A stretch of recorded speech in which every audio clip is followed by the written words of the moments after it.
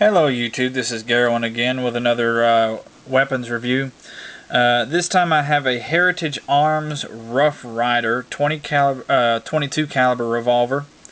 I got this weapon a while back for my brother from a friend of mine who needed some money for school, and so I bought this handgun off of him and gave it to my brother so he would have a sidearm. It's chambered in 22 caliber. They don't specify 22 long, short, or magnum, and by the looks of the specs on the website, they're chambered for any of those calibers. And it definitely does feel heavy enough to fire a 22 magnum. It's as heavy as my 357 Magnum Taurus. It's a single action revolver, which means that just pulling the trigger will not fire the weapon, even with it off safe. You have to pull the hammer back yourself. A double action, you can just pull the trigger, and it's long and stiff, but you can pull the trigger without cocking the hammer, and that will complete the action of cocking the hammer and firing it. Or you can lock the hammer back and pull the trigger as well. This weapon is loaded, and I wanted to leave it loaded to demonstrate how to unload it. On the right side of it here, you'll see that there's a little door here you can flip up. That's the loading door, I believe it's referred to. And then the hammer has multiple stages. You can cock it twice. You'll hear multiple clicks. You go 1 and 2, and when it clicks that second time, it's about halfway back, the cylinder will rotate freely. Now you'll see up here there's a little plastic paddle. Alright, what that's for is when you rotate it so that there's a round visible there, you push backwards on that and it'll eject the cartridge. And that is the preferred method of unloading it. Now, you have a second option. With the unloading bay or unloading door open, you press this little pin here about halfway through, as far as it'll go.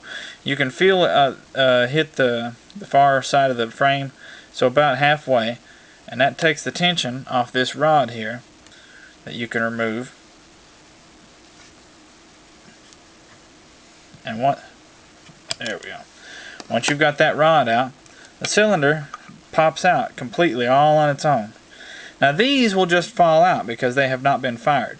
One thing I have noticed is that spent casings tend to expand inside the cylinder to the point to where you can't just pour them out like I just did with these unfired rounds. So you can drop the cylinder to unload it, but you're probably still going to need a stick or something to kind of poke the casings out of there, because the 22 brass does expand inside the cylinder. Or it may just be the ammunition we were firing. And then to release the hammer, you just cock it all the way back the rest of the way, hold the trigger, ride it forward. Don't worry about, I do like the safety on this and how it works. It seems very effective. I'll go ahead and cock it here and let you see it. You see that their safety's on right now. If the safety were off, you would be able to see that little red dot right there. Oh, camera's falling. There we go. You'd be able to see that little red dot when safety's off. Now, look inside here, and you'll notice that when I turn the safety on, it turns a piece of metal sideways, so that the hammer is physically incapable of reaching the firing pin. So it's not just some weird mechanism that could fail, which, I mean, anything can fail, but that mechanism for a safety seems pretty reliable and pretty idiot-proof to me. And to put the cylinder back in, you just follow the same procedure that you did to take it out. Open the little door with the gear side back.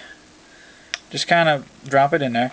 Now, it may resist, it may not want to go at first. Just kind of play with it, rotate it until it falls into place. And then you got to hold it in place, close the loading door. And then you've got to take this rod and feed it back in here. And you're going to have to depress this pin for the rod to go back where it needs to go. And you may have to wiggle the cylinder with your fingers so that that rod lines up with it, so you're not just gouging at the end of the cylinder. So it's now unloaded. We have 5 rounds in it. They're all 5 over here.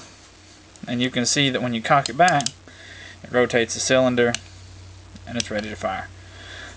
These handles are real wood. I'm not sure what kind, but they look nice to me. I mean, it's got kind of an old school kind of Colt 45 look, I guess. And I guess that was the look they were going for. It's pretty accurate. I fired it a while back at 25 yards at some pop cans and did just fine. Didn't have any weird, problems with accuracy. So I think for a snake gun, maybe put some 22 rat shot in one or two of the chambers, and the other 4, I think it's a 6 shot with regular 22 caliber, and you should be just fine. I mean, you can take out snakes. 22 caliber for self-defense. I've heard everything under the sun. At the end of the day, I'm not going to try to start an argument about whether or not 22 caliber is powerful enough for self-defense, because at the end of the day, if I were a bad guy and I was breaking into somebody's house, I would have to be pretty desperate for whatever it was I was after for me to continue coming at them and then pointing a weapon at me, regardless of what caliber it was, because A, you don't know what caliber that weapon is. It's not yours. And B, even if I knew it was a 22, it's still going to hurt like hell, and it will kill you if it hits you in the right spot. So, anyway, for self-defense or snakes, just fine. It's a $100 revolver. I think you buy them brand new, $100 or $150. So, I mean, if you're just looking for a good little plinking pistol or a snake gun for the trails, or if you're looking to get somebody maybe their first revolver, their first handgun, you can get this guy pretty much anywhere without dropping a whole boatload of cash on it. So, yeah. This is the Heritage Manufacturing Rough Ryder single action 22 caliber revolver. If you guys have any questions, comments, or concerns, feel free to post them below, and I'll address them as necessary. I will be hopefully uploading a video of me shooting this, or of my brother shooting it, at some point in the future. But it'll be a little bit because I've got to make a repair to a part inside here before I'm going to feel safe actually firing it again. But yeah, this is Garrowing out. Y'all have a good one.